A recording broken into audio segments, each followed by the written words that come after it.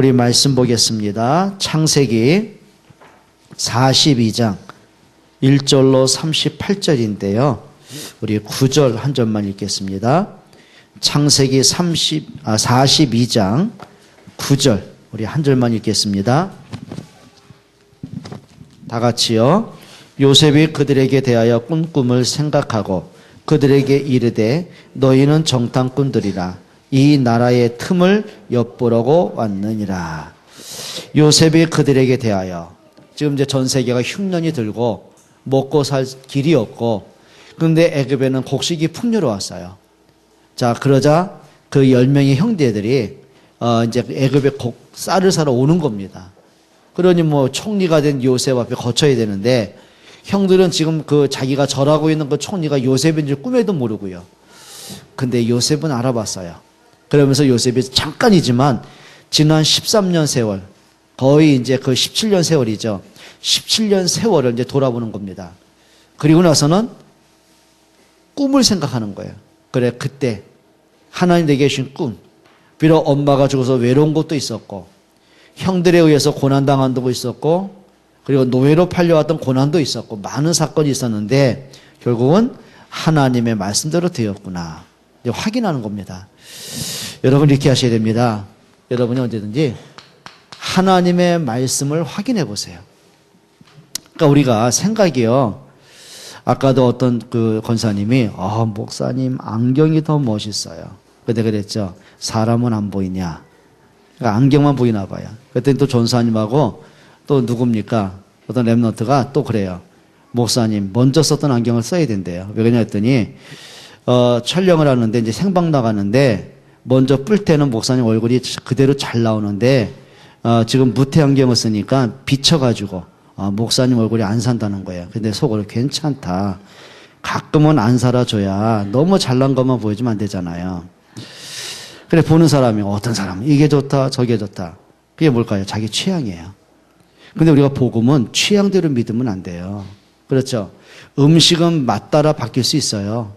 입맛이 바뀔 수도 있고, 근데 복음은 입맛 따라가면 안 돼요. 복음은 복음 따라가야 돼요. 맞습니까? 지금 요셉이 그거거든요. 자, 대다수의 많은 사람이 뭐냐면은 자꾸 환경 따라갑니다. 환경 따라 거의 가요. 내게 있는 환경이 좀 편안하고 좋으면은요, 뭐 하나님의 은혜다, 뭐 감사다 그러고요. 환경이 조금 어려워 봐요. 불신앙이 오고, 원망이 생기고, 하나님이 어딨냐 그러고, 호들갑도 그러거든요. 또 사람들은요, 거의 말씀 따라 안 가요. 여론 따라가요. 그게 문제예요. 참 안타까운 게 뭐냐면, 그렇게 오랜 세월을 말씀 듣고, 그렇게 은혜 받고, 훈련 받고, 오직 그리스도, 오직 전도, 그래, 교회와 전도자 생명 걸고, 뭐, 수만 번 결단했는데도요, 그거 이상하죠. 딱 불신앙의 말 한 번 딱 듣잖아요. 근데 이상해. 분별이 안 되나 봐요. 그냥 휙가닥 넘어지는 거 있죠. 제가 보면서, 참 안타깝다. 근데 사람이요, 말씀 따라가야 되잖아요. 근데 거의 다 그렇게 안 가요. 여론 따라가요. 지금 요셉을 보면서 사람들이 어떤 여론 만들겠습니까? 그러니까 일단 친하다 싶으면 노예끼리는요, 야, 우리가 무슨 소망이 있냐? 노예 주제에 무슨 뭐. 그 요셉이 얘기하겠죠. 아니다. 하나님 나를 요새 파송하신 거다. 웃기지 마라. 꿈 깨라. 너 잘 생각, 네가 노예 주제에 무슨 꿈이 있고 뭐 비전이 있냐? 그게 들리는 여론이에요. 낙심할 수밖에 없어요. 그래서 조금 이제 책임자들이 요셉 보면 뭐예요? 이제 막 구박을 하는 겁니다. 채찍을 때리는 겁니다. 그러니까 노예 주제에 시키는 일이나 하지. 그게 들리는 여론이에요. 그러니까 요셉의 지금 환경 자체가 불신앙의 소리, 낙담의 소리, 절망의 소리, 신세 한탄의 소리, 이런 소리밖에 없거든요. 그런데 여론 따라가지 않아요. 창세기 37장에 하신 하나님의 말씀 붙잡는 거예요. 그러니까 대다수의 많은 사람이요, 말씀으로 안 가요. 거의 자기 감정 따라, 그리고 기분 따라가요. 이게 문제입니다. 여러분, 사람이요, 감정의 기복이 얼마나 심합니까? 그래요. 하루에도 수십 번 바뀌잖아요. 금방 좋았다, 뭐 슬펐다, 우울했다. 이게 조울증인지 모를 만큼요. 어느 때는 막 너무 좋다가 막 웃어댔다가 금방 화냈다가 얘기하다가 무슨 얘기하는 중에 또 화냈다가 뭐 감정 기복이 다들 심하잖아요. 그럼 우리가 감정 따라가면 어떻게 되겠습니까? 여러분, 사람의 감정은요, 통제가 돼야 되는데 통제 거의 못하거든요. 절제해야 되잖아요. 여러분, 말씀 따라가셔야 됩니다. 그러니까 많은 사람이요, 이겁니다. 거의 못 따라가냐면요, 조건 따라갑니다. 그래, 어느 것이 하나님의 뜻이냐, 어느 것이 하나님의 계획이냐 그러지 않고요, 조건 따라가는 거예요. 여러분, 그러다 보면은요, 어느 날 보면 복음 반대편에 서게 된단 말이에요.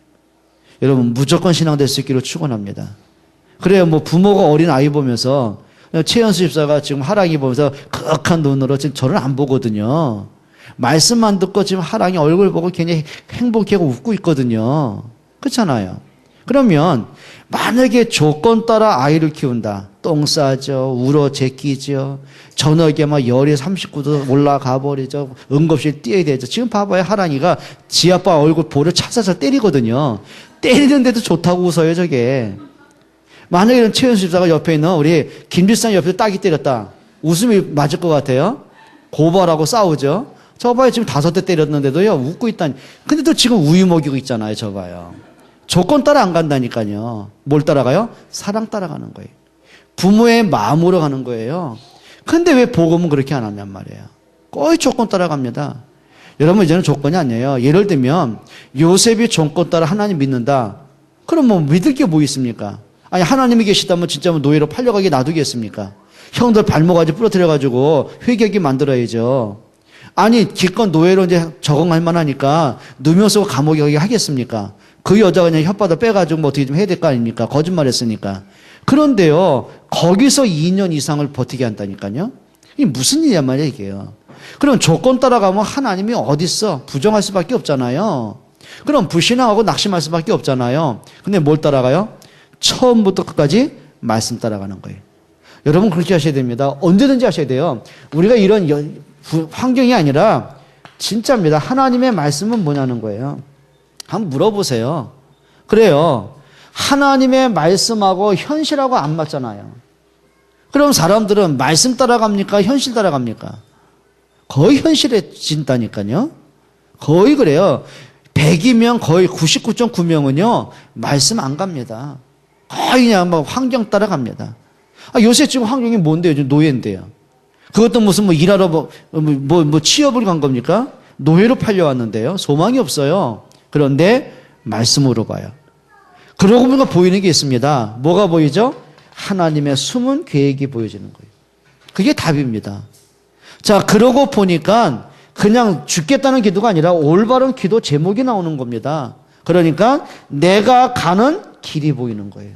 낙심하겠습니까? 그러니까 사람이 왜 낙심하는지 아세요? 길이 안 보여서 낙심하는 거예요. 길이 보여야 되는데요. 여러분, 좀 우리가 이제는 좀 말씀 신앙 될 수 있기를 축원합니다. 늘 좀 말씀을 가까이 하세요. 좀 말씀을 계속 묵상하세요. 그러니까 지난주에도 말씀 아닙니까? 지금은 기도할 때입니다. 그러니까 저는요, 금요 기도에 기대했어요. 안 나오대. 기대했어요, 진짜. 이번 주 금요일은 말씀 붙잡은 사람 분명히 나올 것이다. 그러고 내가 할렐루야 했어요. 그래. 또 해야 되겠다. 그래서 다음 주에는 한 번 더 지금은 기도했으면 그대로 하려고요. 한번 해볼까 싶기도 한데. 여러분, 정말입니다. 좀 하나님 말씀 딱 받게 되면은 고민 좀 해보세요. 좀 말씀 붙잡고 좀 고민도 좀 해보고. 하나님이 이 말씀을 왜 내게 주셨을까? 그럼 이 말씀에서 내가 붙잡을 미션은 뭘까? 그게 기도하는 사람이에요. 여러분, 진짜 좀 기도가 되기를 축원합니다. 따라합시다. 지금은 자다가 깰 때다.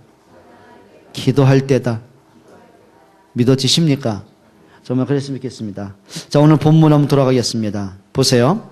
오늘 창세기 42장은 어느 날입니다. 진짜 어느 날 자기도 눈치 못하는 갑자기 찾아오는 재앙의 문제입니다.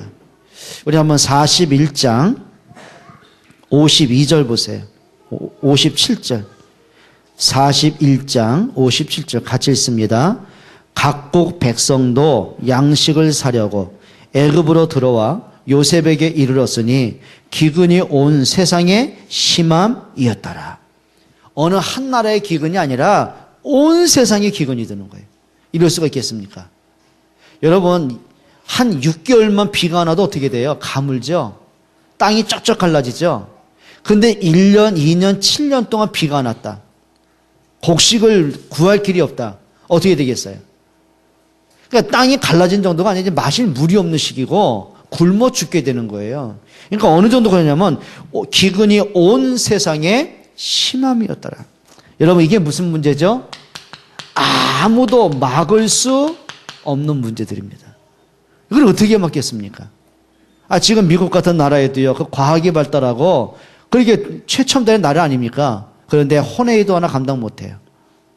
이 토네이도 한번 딱 불어버리니까 이 한 마을이 쑥대밭이 되는 거예요. 여러분 물로 인한 홍수재앙 뭘로 막겠습니까? 쓰나미 뭘로 막겠냔 말이에요.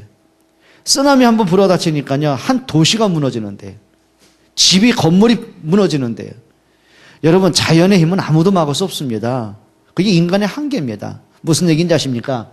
인간이 아무리 능력이 많은 것 같아도요 모든 인간은 한계가 있습니다. 그런데 사람들이 그러죠. 하나님이 어디 있냐고. 성경이 말하죠. 어리석은 자는 그 마음에 이르기를 하나님이 없다 하느니라. 그래요. 사람이 하나님 없이 살 수 있겠습니까? 하나님 은혜 안 받고 살 수 있겠습니까? 근데 사람들이요 한계가 오면 올수록요 이걸 또 찾아갑니다. 더 불신앙합니다. 여러분 사람이요 뭐 경제적인 한파가 분다든지 사람이 삭막하고 살기 어렵어서요 뭐가 하는지 아십니까? 가면 갈수록 점술, 그렇죠, 무속, 이게 더 발달해요. 그러니까 시대가 더 험악해질수록 이 사람들이요 미래가 더 두렵잖아요. 그러니까 오늘 내게 있는 문제보다도 이 문제가 계속 가면 어떤 문제가 올까? 그게 두렵잖아요. 그러니까 사람들이요 하나님 안 찾아요. 자꾸 무속인 찾아가요.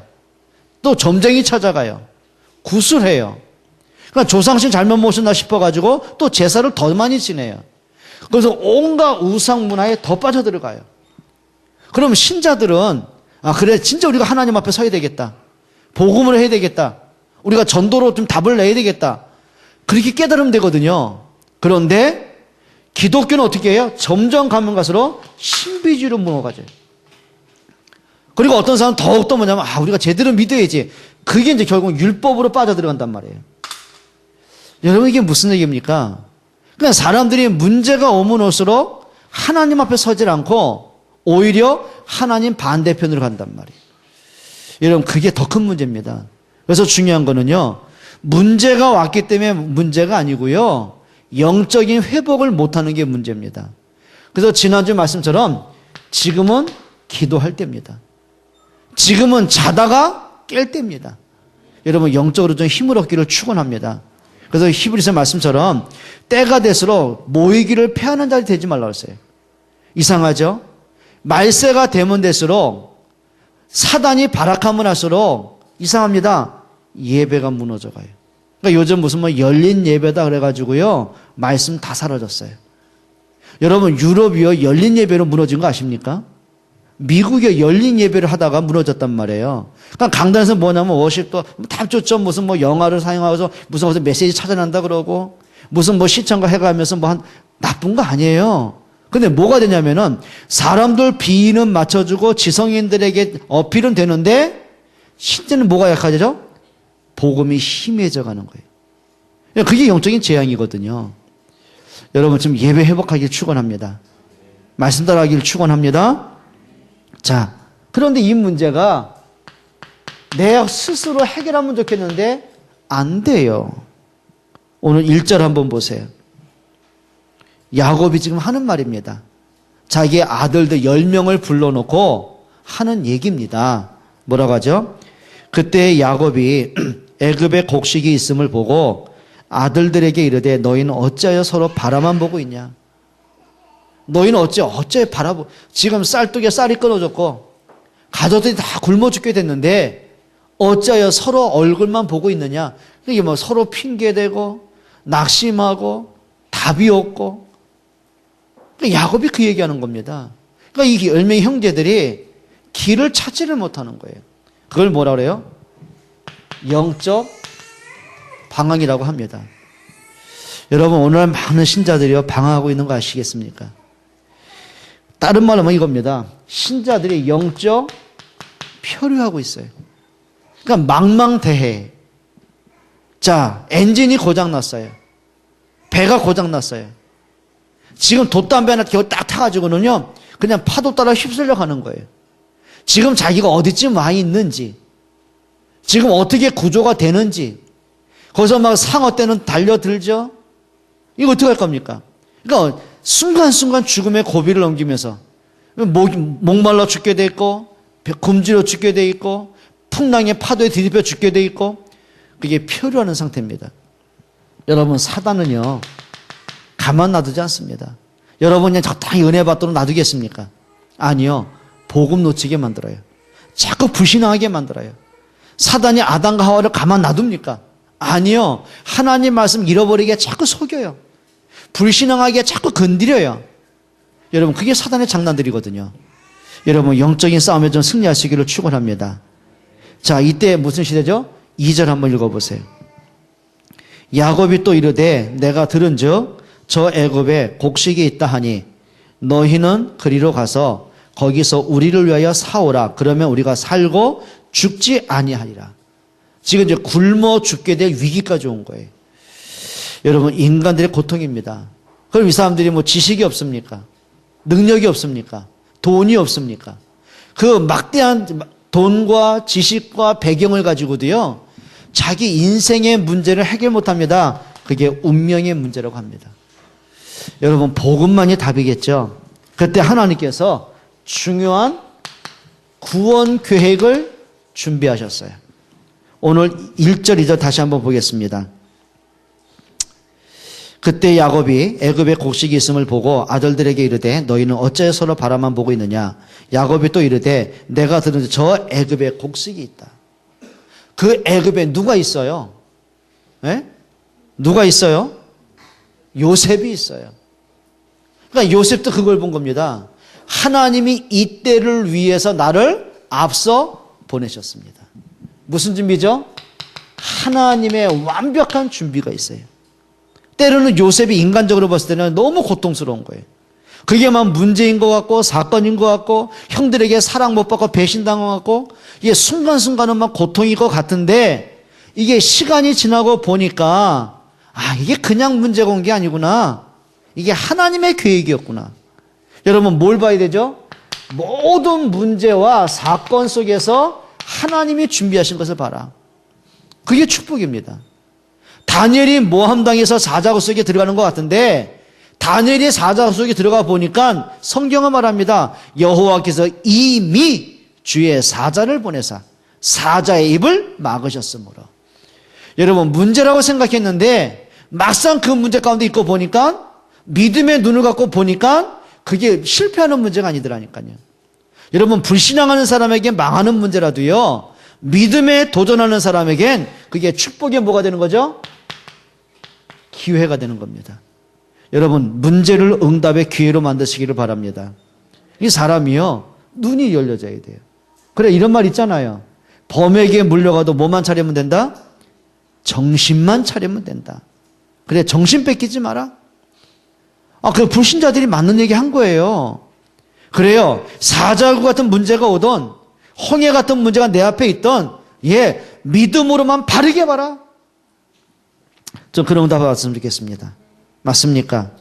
자, 하나님께서 모든 것을 시간표 따라 정확히 인도해 가세요.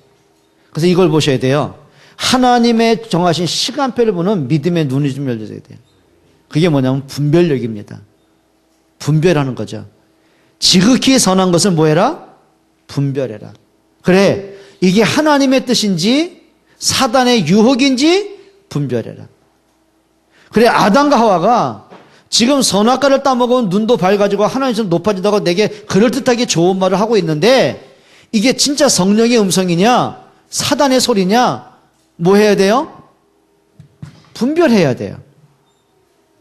여러분, 진짜 분별할 수 있는 지혜가 있기를 축원합니다. 그래서 하나님의 모든 시간표는 한 가지를 중심으로 움직입니다. 뭘까요? 구원을 중심으로 움직입니다. 요셉이 지금 이거 본 겁니다. 그래, 하나님이 지금 나를 애굽의 노예로 보내셨는데 이게 어떤 일이 벌어졌어요? 창세기 45장 5절 아닙니까? 하나님이 생명을 구원하시려고 나를 앞서서 보내신 것입니다. 그러니까 요셉이 그거 본 겁니다. 그러니까 하나님의 구원 언약을 갖고 보니까 내가 노예로 팔려온 이 자리가 내가 실패한 자리, 무너진 자리, 낙심할 자리가 아니라 이게 바로 하나님 나라를 선교사로 파송한 자리구나. 그렇게 보는 거예요. 그러니까 학생들이요, 공부하는 걸 그렇게 보세요. 그래, 하나님이 나를 예비 선교사로 준비하시는 것이다. 복음의 엘리트로 준비하는 것이다. 그러면 점수 때문에 공부하겠습니까? 아니죠. 여러분, 비전 있는 공부가 되는 거거든요. 그래요. 우리 어른들 마찬가지입니다. 그래, 하나님 나를 왜 중자로 기름을 부으셨을까? 그냥은 아니겠죠. 하나님께서 분명히 복음 때문에, 전도와 교회 때문에 나를 세우셨겠죠. 여러분, 그걸 좀 전도로 모든 것을 볼 수 있기를 축원합니다. 여러분, 이렇게 보시면 됩니다. 하나님이 쓰시는 사람이 누구냐? 진짜 하나님이 쓰는 사람이 있습니다. 누굴까요? 답은 하나입니다. 복음과 전도에 대한 답을 가진 사람이에요. 그러면 요셉은 적어도 남들이 알지 못한 세 가지 비밀을 가졌습니다. 요셉이 가진 게 뭘까요? 예? 요셉이 가진 비밀이 있습니다. 자, 요셉은 할아버지가 이삭입니다. 그러면 요셉이 어릴 때부터 할아버지 무릎에 앉아서 늘 듣던 얘기가 있습니다. 뭘까요? 수양의 비밀입니다. 이 수양의 비밀은요, 이삭에게 있어서는 평생 잊을 수 없는 언약적인 한입니다. 자기가 죽어야 될 그 자리에 하나님이 대신 수양을 제물로 바치게 하잖아요. 그러면 조금 전까지 자기가 결박을 당하고 그 다음에 나무 더미 위에서 자기 아버지가 칼로 목을 찔러 죽이려고 할 때 그 순간, 그 순간을 이삭이 봤잖아요. 그 자리에 본인이 있잖아요. 그런데 죽음의 그 순간에 하나님이 아브라함을 부르십니다. 아브라함아, 아브라함아, 네 아들에게 손대지 마라. 네가 이제야 나를 사랑한 줄 알았다. 그러고 보니까 뒤에 하나님이 언제 준비했는지 수양이 숯불에 걸려, 뿔이 숯불에 걸려 있단 말이에요. 자, 아브라함과 이삭이요, 이삭을 건져내고 그 자리에 대신 수양을 제물로 바친 거예요. 그게 무슨 사건입니까? 내가 죽어야 될 그 자리에 그리스도가 대신 죽은 사건이에요. 그게 대속의 사건, 십자가의 사건이에요. 그러면 이삭은 적어도 그 마음속에 깊이 각인된 게 있어요. 생명에 대한 각인이 된 게 있어요. 대속의 사건. 그리스도가 오신다는 확신이 있었어요. 그러면 이삭이 자기 손주를 무릎에 앉혀놓고 뭐 얘기했겠습니까? 언약 전달했겠죠. 복음 전달했겠죠. 여자의 후손이 누군가를 얘기했겠죠. 그게 답이에요. 그렇죠? 여러분, 진짜 좀 저와 여러분들에게 이런 답이 있기를 축원합니다. 자, 그러면 적어도 뭐가 있어요? 하나님의 말씀에 대한 답이 있었어요. 요셉이요, 언약을 붙잡고 보니까 말씀을 듣는 게 그냥 듣는 게 아닙니다. 뭐 설교를 듣고 뭐 은혜롭게 듣고 끝나버린 메시지가 아니라 창세기 37장에 하나님의 해와 달과 열한별 저는 꿈을 꾸게 하잖아요. 그 말씀은 그냥 듣지 않죠. 언약을 담고 보니까 말씀에 대한 확신이 있는 겁니다. 모든 문제를, 모든 사건을 말씀으로 보는 눈이 있는 겁니다. 자, 그러고 보니까 이게 된 거죠. 전도와 선교와 렘넌트에 대한 답이 있어요. 그게 창세기 45장 5절로 8절입니다. 하나님이 생명을 구원하시려고, 그리고 큰 구원을 이루시려고, 당신들의 후대를 이 땅에 두시려고 나를 앞서 보내셨습니다. 남들이 못 보는 비밀이 있었어요. 여러분, 복음과 또 말씀과 전도와 선교에 대한 답이 있기를 축원합니다. 여러분 인생에 대한 목표가 좀 분명했으면 좋겠습니다. 그래서 여러분들 이제는 모든 과거를 복음과 전도로 봐라. 그게 답 중에 답이죠. 그럼 결론입니다. 하나님의 말씀은 반드시 성취된다. 오늘 9절 다시 한번 읽겠습니다. 요셉이 그들에게 대하여 꾼 꿈을 생각하고, 지금 20년 전에 하나님이 보여주신 꿈을 생각하는 거예요. 아, 이거였구나. 그래, 해와 달과 열한별이 절한다는 게 이거였구나. 형님들이 절을 해서 좋은 게 아니에요. 말씀 성취가 이렇게 되는구나. 그럼 뭐가 됐냐면요, 이렇게 보는 거죠. 요셉이 과거에 애굽의 노예가 됐던 그 문제가 결국은 전도와 선교의 발판이 돼요. 그게 요셉에겐 과거거든요. 20년 동안 13년 세월, 그리고 이제 풍년이 7년이 지났고 흉년이 1, 2년 지났을 거 아닙니까? 그럼 적어도 이제 20 몇 년이 지난 거예요, 지금.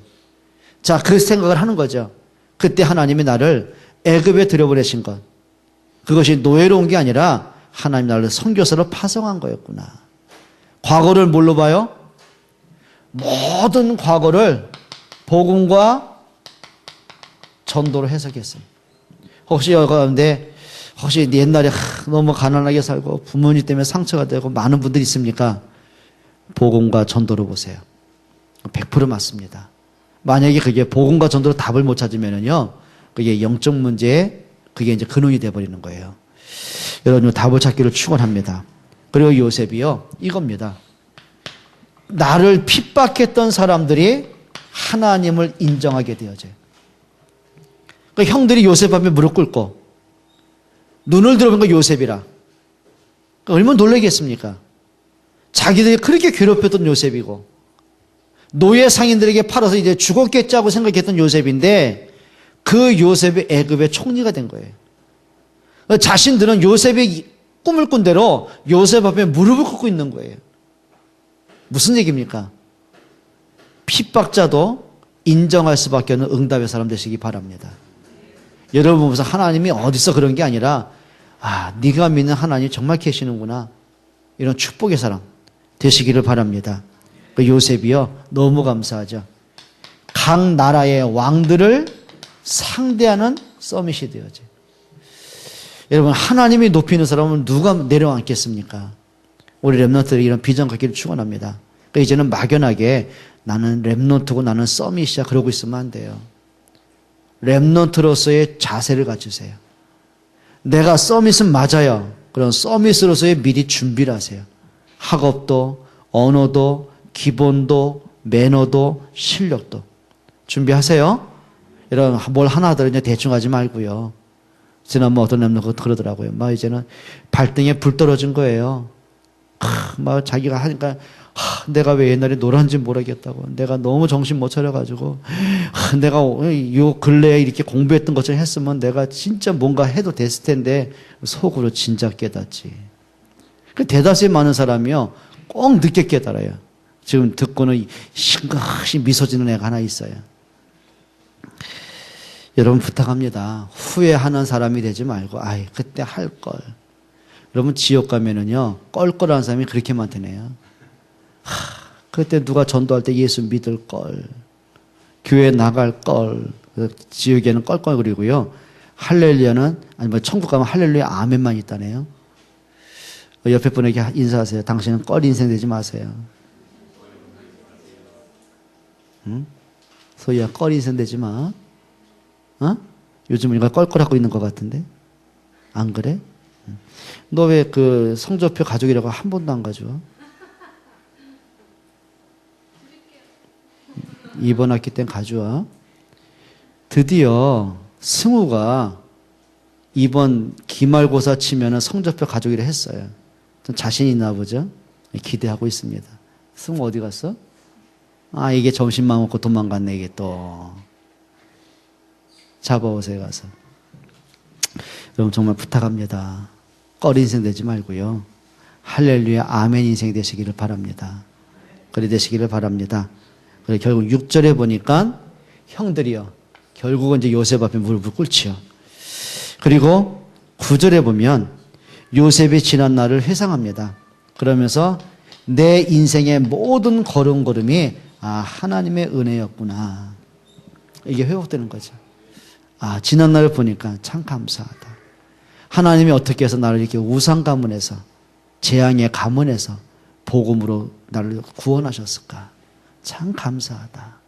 그래, 하나님이 나를 종교 생활하게 한 것이 아니라 복음 안에 부르셨구나. 참 감사하다.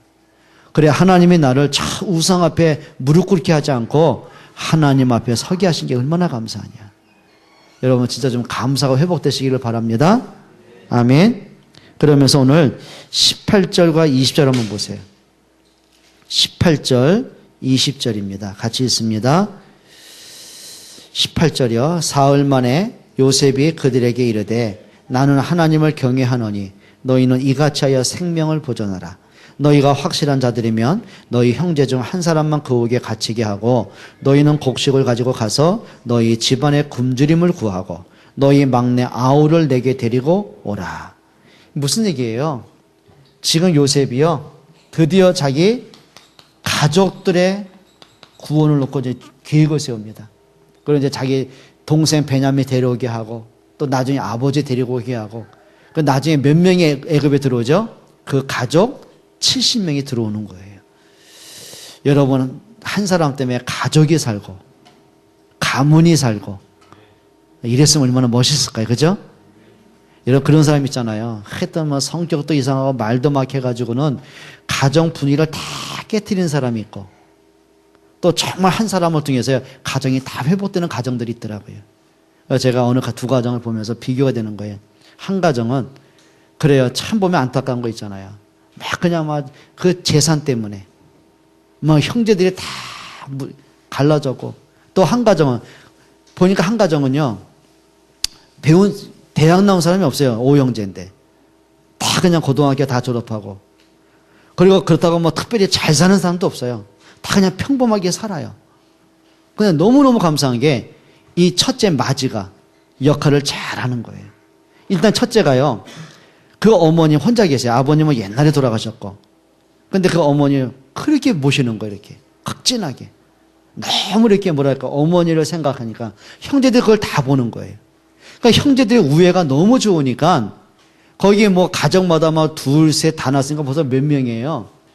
예? 그 손주들만 해도 벌써 뭐 한 15명인가 돼요, 지금. 5형제가. 그러니까 또 애들들이요, 그 형제들을 또 이렇게 막 자기 동생을 다 보살피고 또 할머니께도 잘하고 막. 그러니까 위에 한 사람이 잘하니까 그 밑에 사람들이. 제가 이제 가끔 이제 그 집에 가면 이제 저희 작은 집이거든요. 이게 가면은 이게 뭔가 사람이 이렇게 편안한 거 있잖아요. 내가 그 집에 가면 대빵 아닙니까? 네. 내가 대빵이야, 그 집에. 그래가지고 모든 형제 또, 큰형님 잘 모시는데, 그게 고마운 게 아니에요. 이게 가면 이게, 이게 사람 사는 게 이런 건데. 서로 이게 형제 간의 우애라는 게 이건데. 여러분, 한 사람을 통해서요, 가족이 바뀌더라고요. 근데 한 사람의 어리석음을 통해서 가정이 깨끗이 무너지는 가정도 있어요. 여러분, 한 사람이 되시길 바랍니다. 여러분, 가문을 살리는 한 사람, 교회를 살리는 한 사람, 현장 살리는 한 사람. 옆에 분에게 인사해요. 당신이 그 주인공입니다. 너희들이 그 주인공이다. 알았니? 변하지 마라. 나는 복음의 주역이다. 그러면 주역다운 뭘 가져라? 이건 해라. 그릇을 가져라.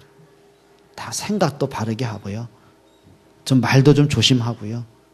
진짜 모든 사람과 함께 갈 수 있는 힘도 없고요. 그랬으면 좋겠어요. 말씀을 맺겠습니다. 여러분, 한 사람을 통해서 그러니까 하나님은 구원의 역사를 이루어 가시는 거예요. 때로는 그게 막 문제처럼 보이고 내 힘으로는 막 해결 못할 것처럼 막 진짜 막 뭐 노예로 팔려가고 감옥에 갔으면 이제 갈 때까지 간 거 아닙니까? 막 절망할 수밖에 없는 문제인데 한 가지는 분명합니다. 하나님이 이 문제를 내게 왜 허락하셨을까? 여러분, 내가 불신앙하고 낙심하는 눈으로 보지 말고요. 복음과 전도로 모든 것을 보세요. 여러분 한 명 때문에 교회가 살고 가정이 살고 현장이 사는 은혜의 사람이 되시기를 바랍니다. 우리 한번 통성으로 기도하겠습니다. 같이 한번 기도하겠습니다. 전능하신 하나님, 참 감사를 드립니다. 오늘 저희들에게 진짜 예수 그리스도의 완전 복음의 언약을 가슴에 담아주시기를 기도합니다. 하나님의 말씀이 우리의 마음속 깊이 새겨지기를 원합니다. 정말 우리의 삶에서 그리스도가 증거되고 생명이 살아나고 하나님의 나라가 이루어지고 교회가 교회다워지고 현장의 흑암이 무너지고 생명운동, 제자운동, 렘넌트운동 감당할 수 있기를 원합니다. 하나님, 우리 마음속에 거룩한 소원을 담아 주옵소서. 하나님의 소원이 나의 소원 되게 하시고 하나님의 기쁨이 나의 행복이 되게 하시고 하나님의 계획이 내 인생의 목적이 되고 평생 기도가 되게 하여 주옵소서. 우리 중직자와 렘넌트를 통해서 교회가 살고 가정이 살고 현장이 살아나도록 은혜 베풀어 주옵소서. 예수 그리스도의 이름으로 기도합니다. 아멘.